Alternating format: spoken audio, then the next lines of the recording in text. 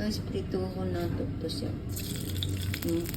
Sabi nakalagay na fry both side into brown. So, wait, try this one. Kasi, matigas daw. Kasi ginawa ko siyang stew.